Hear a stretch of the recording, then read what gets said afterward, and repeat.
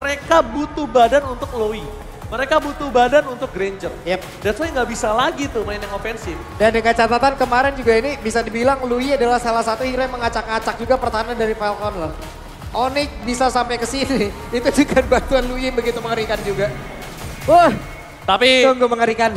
Tapi Pak Pulung, apakah yakin RRQ dapetin poin kali ini? Gua yakin banget. Oke, tapi tentunya untuk tenis indoor Senayan, kita gak boleh bergetar. Mari kita tunjukkan, jadi sebelum Clan of Dawn, tenis para tepuk tangannya! Let's go to the land of Dawn! Yup, itu dia. Semangat yang masih membara dan seperti biasa Jawhead. Smart Missile lah yang akan membantu cepatnya pattern farming dari tiap-tiap jungler yang bersama dengan Jawhead itu sendiri. Balik lagi menuju ke landing, ya pattern seperti biasa. Ini akan bermain lebih agresif harusnya. Yap. Kenapa? Karena mereka pede banget ada Jawhead di early. Yap. Nah, kalau misalnya Jawhead di early ini akan ngebuat Idok akan menjadi mangsa. Karena kalau udah main di arah mid atau level 4 ke atas, Idok bisa jadi malah petaka. Yap, cuman masalahnya untuk melemparkan Idok ataupun Idok yang akan menjadi orang terdepan terus-terusan ini bukan menjadi pilihan yang baik juga. Dan seperti inilah penampakan dari XP Lane ya, masih adu mekanikanya. Ya kalau ini akan agak bonyok sih ya, sampai turtle lah bisa kita bilang. Nah tapi kalau ngomongin di arah Godland, nah ini gue belajar dari Kelra loh. Gue sempat lihat Kelra itu dia nggak pernah ngabisin Rhapsody-nya. Yep. Dia selalu ketika peluru terakhir yang mengeluarkan energinya banyak, di stop sama dia. Bahkan kalau minionnya udah habis, itu pasti di stop sama dia. Yang paling kelihatan itu apabila dia kayak membantu kayak ngambil ke orange buff atau purple buff gitu. Itu kelihatan banget naik turunnya. Jadi setengah dia lepasin, setengah dia lepasin, setengah dia lepasin. Bakal terus-terusan kayak begitu. Jadi Rhapsody-nya ada terus dan itu adalah salah satu trik ya teman-teman ya. Kalian yang mungkin bermain Granger, kalian bisa menggunakan hal tersebut. Dan belum ada sebuah hal yang memang benar-benar dilakukan juga oleh masing-masing pemain dari tiap-tiap tim ini. Karena dengan ada Turtle yang muncul, dua roamer dari masing-masing tim sudah langsung menampakkan wujudnya. Sudah langsung set up dan siapakah yang akan langsung men-take over Turtle tersebut. Kalau setup kali ini mungkin masih bisa dimenangkan oleh Onyx Philippines. Pertama, lihat dia udah ada Brusco di sana. Idok belum ada Implosion, dia cuma punya Secret Hammer. Dan kita lihat apakah Susujin berani masuk ke dalam. Idok mencoba untuk mengusir sosok dari seorang Kirk. Meanwhile di sana Reset terkena Shadow Kill. Gak ada Crimson Bacon lagi, tapi damage-nya masih belum cukup. Riz masih selamat. Backline-nya bakal coba dihajar selain Zaira dan bahkan Susujin berhasil men-take down perpasukan dari tim Onyx Philippines di backline. Kayak versus everybody seperti biasanya. Tapi Kirk terlalu kuat walaupun harus tumbang. Dan Turtle pertama masih bisa diamankan oleh para pasukan dari tim RRQ harusnya. Brusco, one last man standing yang gak akan ada jalan untuk pulang. Meanwhile, sosok Super Prince dengan Lowy-nya berhasil mendapatkan double kill. Setidaknya at least dalam kegagalan mereka mendapatkan Turtle, 2 poin kill mereka dapatkan. Yap. 2 game tanpa mendiskreditkan hero yang lain kembali. Polveus yang mengambil peran untuk bisa ya. Benar-benar untuk bisa menghabiskan soft skill yang ada untuk bisa nge-zoning player yang ada. Paket komplit dari Polveus benar-benar ditunjukkan di tiap permainan di game yang pertama dan di Turtle barusan. Ya, Turtle pertama memang kalau data juga sebenarnya emang Joy yang punya power akan Turtle pertama. Iya. Tapi selanjutnya ini akan berbahaya untuk Rince. Rince juga harus nyimpen Crimson Bacon-nya. Gak bisa sembarangan. Kayak tadi, ketika udah gak ada flicker, karena Crimson Bacon, dia gak punya jalan untuk pulang. Untung aja damage-nya King Kong itu gak cukup. Belum cukup tadi. Bayangin kalau damage-nya cukup. Rince tumbang, powernya jadi 4 versus 5, itu gak akan adil untuk para pasukan dari Arkeoshi. Oke. Ini masalah Idok sekarang punya flicker. Idok mau ciptain sebuah momentum ini bisa banget. Secret Hammer-nya berhasil Ji. Yes, tapi di depan sana Kirk bakal coba untuk mundur dengan ada Cloud Pathway, bakal coba ditarik-tarik, gak ada yang berani masuk dan itu dia. The power of Super Prince dengan Lowy-nya. Bermain dari front to back kayaknya bukan jawaban untuk RRQ. Yap, terlalu beresiko juga Gue kali gak menyarankan sih untuk RRQ bermain dari front to back kayak gitu. Flanking adalah jawaban untuk seorang Super Prince sih menurut gue. Terlalu berbahaya juga di depan umum tadi emang benar-benar kalau mau ngambil high loss. Walaupun tadi belum ada implosion yang keluar, belum ada flicker yang keluar. Modal dengan Secret Hammer, source damage dari rekan-rekannya juga belum cukup tadi. Gak mau dipaksain sebuah pemilihan keputusan yang cukup baik dari RRQ barusan. Yes, yes. Tapi kalau kita melihat kondisi dari Arkeoshi, mereka kali ini benar-benar ngasih waktu untuk sosok Toy di head to head di arah mid to the late game. Mungkin Toy ini bisa menjadi jawaban. Karena ngomongin dari Kelra, selama dia Sky Pisternya nggak aktif banget, nggak benar-benar stucknya banyak, itu Kelra juga bakal akan sulit untuk bisa tumbangkan seorang Idok ataupun seorang Tyrant. Ini pemilihan cukup berani juga loh dari Toy. Toy-nya emang benar-benar ingin mengamankan ke arah flicker loh. Ya. Benar-benar mukul flicker. Karena kalau ngomongin ke arah Purify, sebenarnya ini jawaban untuk gimana caranya Toy untuk bisa masuk ke dalam sih. Dia nggak berani lewat depan, dia nge-flank lagi. Posisi terbuka di arah Turtle. Brusco memberikan jawaban. Dairen mencoba melakukan zoning out, membuat Brusco mengeluarkan Asable Force-nya, tapi ditahan benar dengan sangat maksimal. Dan Red mencari Sonsojet. Berhasil mendapatkan satu poin kill atas King Kong kembali. Membuat para pasukan dari tim Mararkyoshi mendapatkan keuntungan, bahkan Sonsojet. Double kill dan Super Priest terperangkap. Bakal coba di take down. Ter-take down Super Priest. One last hit. Berhasil dimakan. Tapi jangan lupakan Papulung. Satu buah poin kill didapatkan Kelra. Aktif dari Skypicer-nya. Bahkan membuat para pasukan dari Onyx Philippines udah punya jawaban untuk seorang Kelra.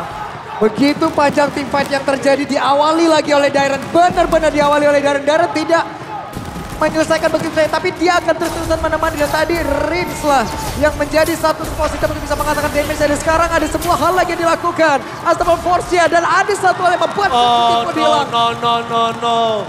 Terlalu bersemangat, shutdown 2 kali tumbang dari King Kong.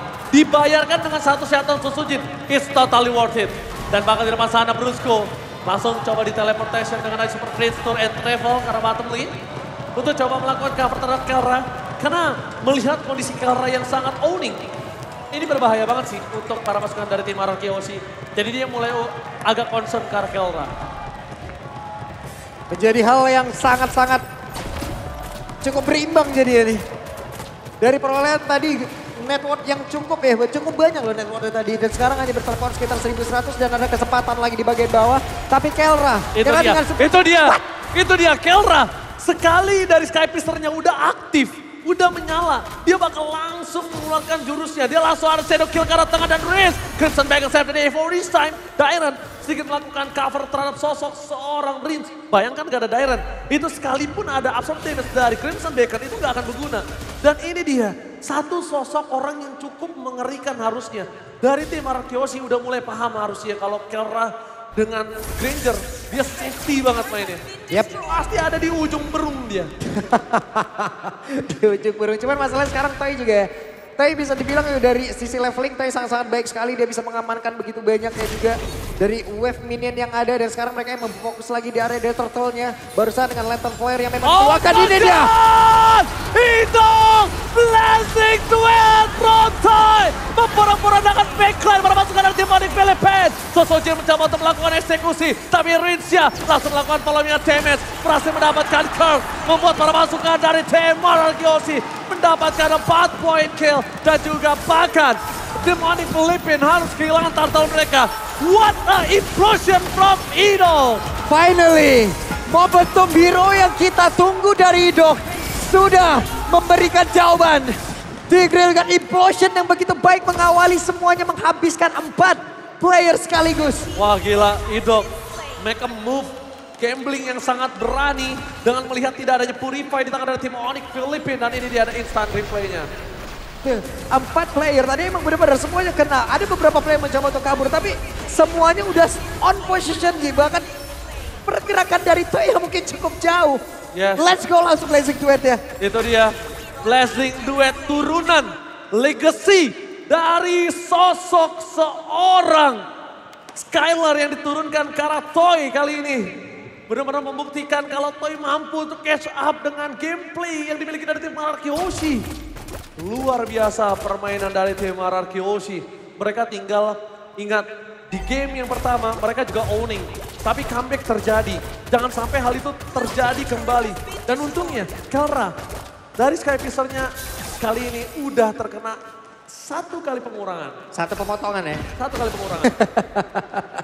Oke, ada pemotongan terhadap dari Skypicer. Cuman sekarang mereka juga benar-benar harus aware lagi ya terhadap perpindahan tempat. Mereka juga harus aware bagaimana menjalankan lagi dari wave minionnya. Mereka punya cloud, mereka bisa manfaatkan itu. Mereka bisa menghancurkan laning atas mereka lalu lari ke tengah lagi. Itu seperti apa? Cuman dengan adanya pergerakan dari ini Super Prince. Ini bisa ada di mana-mana loh. Nah late game-nya yang mengerikan. Kenapa aku bilang tadi jangan sampai mereka terlena dengan kemenangan 2.000-3.000 gold ini. Karena ingat masih ada Hayabusa, masih ada Lowy. Ini Lowy-nya untungnya nggak pakai Purify. Jadi satu tuker, Idok tuker Lowy bener-bener worth it banget. Gak bakal Gak bakal ngerugi untuk arah Kiyoshi, bahkan Onyx Philippines yang akan ngerugi. Dan yang aku agak khawatirkan adalah kalau Super Prince Tour and Travel ini dipakai untuk split pushnya Hayabusa. Itu yang worry. Waduh. Sulit juga tuh ya. Iya sulit juga makanya. yang bisa nahan siapa? Toy atau enggak Dairen mungkin. Kecuali memang mungkin ada item-item yang memang bisa menahan itu semuanya juga. Entah Winter Crown nanti memang sudah ada. Dan kemudian kayak ini menurut gue ini Winter Crown udah paling enak juga untuk Stoy.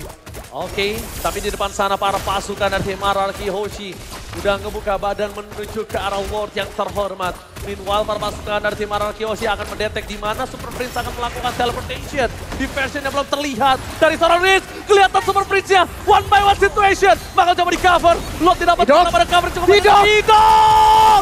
Blazing duet from Toy! Again! 2-point kill! Didapatkan tanpakan! Triple kill! Maniac masih terlalu jauh. Lord bergerak ke bottom lane. Susujin tidak akan tinggal diam. Dan ini dia.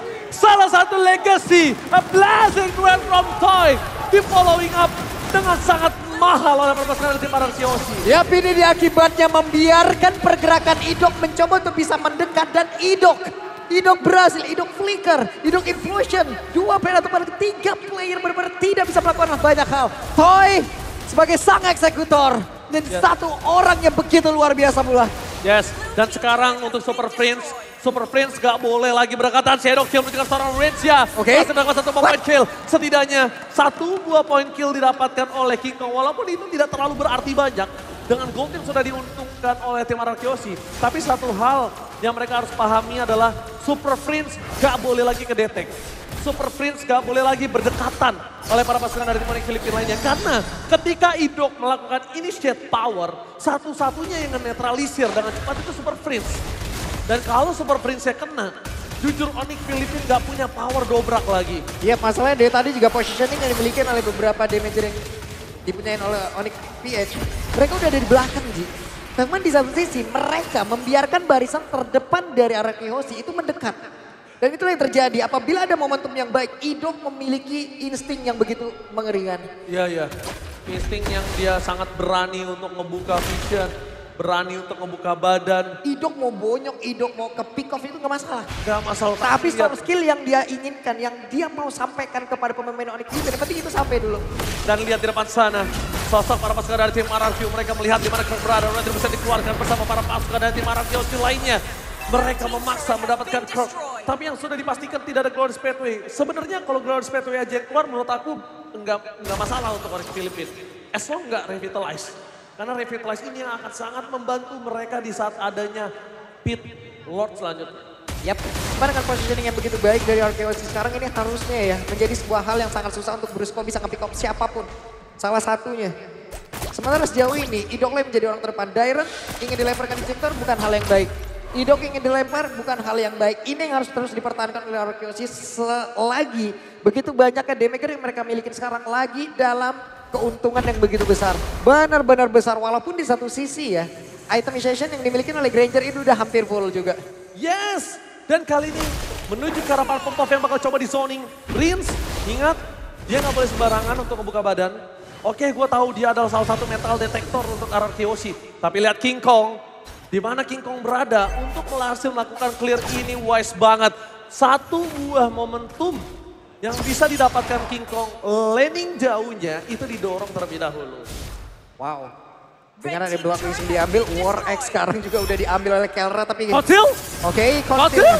Mereka mencari di mana seorang Susujin tapi ternyata sayang sekali. Tidak berhasil mendapatkan deteksi tapi nampaknya Idok! Flicker dikeluarkan, belum ada implosion dan blazing duet from Toy. Flicker berjalan seorang Kelra tapi nampaknya shutdown!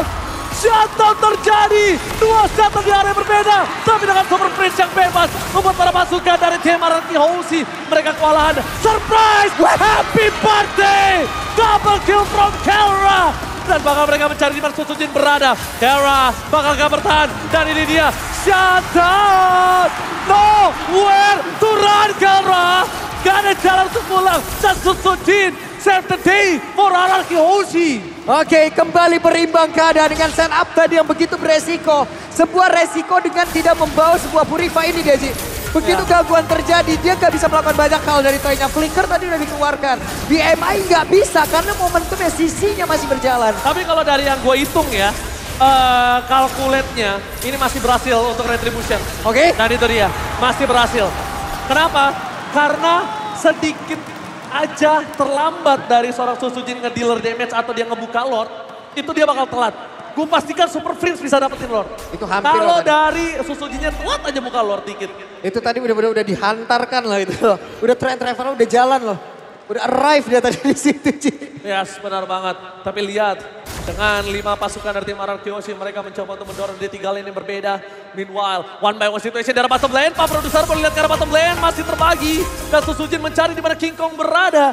Ditutup begitu saja. Recall menjadi sebuah jawaban. Mid lane target utama mereka. Ada Super Prince, ada free hit, dan Dairon. Versus everybody, masuk lebih dalam. Damage dan Idok gagal mendapatkan siapapun. Hanya Prince depan mata. Free hit dan Idok, para pasukan dari tim RRQ Oshi. Mereka bakal coba dihantam dan pulang mundur ke arah belakang. Sky Pisar dari Kelra masih menyala. Defensif yang sangat kuat dengan adanya Loui, Kelra, dan bahkan hanya Kirk menjadi tumbal satu-satunya. Ini menandakan RRQ Oshi harus udah dalam sedikit kondisi lampu kuning. Ini sedikit terburu-buru loh. Apa yang dilakukan oleh RRQ Oshi barusan loh. 2 Winter Crown tadi benar-benar kepake. Begitu banyak source steal dan mereka tidak mendapatkan hal yang begitu baik. Kecuali dengan 2 best turret ini adalah standar dengan adanya Lord yang udah diambil. Selebihnya ini menjadi sebuah kerugian. Tapi semenjak adanya Lord yang berubah ya, menurut gua pribadi Lord yang di 18 ke atas itulah nanti yang akan berubah segalanya. Yap, wajib ditemenin. Iya. Dan sekarang kondisi yang gua lihat RRQ Oshi udah masuk lampu kuning. Dia udah mulai sadar dengan owning gold yang banyak dari dirinya aja. Mereka nggak bisa nembus ke 3 base turret. Apalagi nanti ketika dari tim Onyx Filipina bakal drag game ini ke late game. Karena balik lagi kalau kita bisa lihat Sky Pisar. Gue nggak tahu ya Sky Pisarnya Kelra berapa. Maybe around 40 something lah. Yep. Harusnya ya. Itu tadi Ji udah gue bilang, dengan adanya Lord tadi yang udah berhasil mereka amankan, dengan base turret yang bisa dihancurkan, itu adalah standarisasi dengan adanya Lord tersebut loh. Selebihnya harusnya mereka bisa mendapatkan keuntungan, entah itu poin kill atau yang berlebih lah, atau mereka bisa mendapatkan hal yang lain lah. Tapi mereka tadi malah mendapatkan sebuah kerugian yang begitu luar biasa loh. 2 Winter Crown digunakan, 2 hero berhasil diambil. Oke, tapi nampaknya dengan ada Council Gaming Torrent Travel Toy! The Toy! Wind of Nature, that's the name of this time! Gagal untuk mendapatkan point kill dengan ada Rose Gold Panther gak bisa menyelamatkan seorang Toy. Tapi Brusco juga tumbang menjadi satu buah korban jiwa. Para pasukan dari tim RRQ Oshi mulai coba mundur. Dan King Kong! Shadow Kill! Sandwich Gaming! Again! Kelra dengan ada permainan Sandwich berhasil mendapatkan 2 dan bahkan 3 pemain dari tim RRQ Oshi. Happy birthday! Super Friends Tour and Travel berhasil mengantarkan 2 point kill untuk tim Onyx Filipina, bahkan 3. Masuk menit hampir 18, awareness yang dimiliki oleh RRQ Oshi mereka harus meningkatkan berkali-kali lipat. Ada Super Prince dengan Luyi-nya, bukan user dari Luyi yang biasa-biasa, tapi ini begitu mengerikan. Dan positioning yang emang mereka lakukan barusan, pergerakan mereka lakukan barusan, ini mimpi buruk banget. Oke, Susujin, damage-nya terlalu sakit, mencari di mana King Kong berada, tapi Kelra! One by one situation! Gagal untuk mendapatkan Kelra, masih ada Immortality, jatuh terjadi, baik time yang dilakukan, tapi lihat Super Prince mencoba untuk mundur dengan Super Prince Tour and Travel-nya. Oke, mereka berhasil mendapatkan Kelra, tapi ada satu Lord, satu objektif yang harus mereka hilangkan lagi. Bukan Lord yang biasa-biasa saja. Lord dengan defense yang Beda begitu ini. tinggi. Ini beda Lordnya. Tapi Toy masih ada Wind of Nature. Masih punya Rose Gold Meteor. Tapi itu hanya mendapatkan Kirk. Tidak cukup worth it. King di depan sana. Bahkan coba melakukan following update. Bahkan Brusco bakal menjadi pada para pasukan dari tim RRQ Oshi dan Susujin. Targetnya menunjukkan Super Prince. Gagal mendapatkan satu momen kena blast dan from Toy. Mencoba untuk memperapura dengan para pasukan dari tim Onyx Filipina dan fokus ke Rabes. Sang Raja berhasil mengeksekusi di game yang kedua. What a play from RRQ Oshi. What a intense team fight from RRQ Oshi. Mereka tidak akan memberikan waktu yang cukup lagi untuk Onyx Filipina bisa membalikkan keadaan karena adanya Lord yang mereka ambil. Mereka ambil resiko tersebut. Mereka tempuh jalan yang sulit.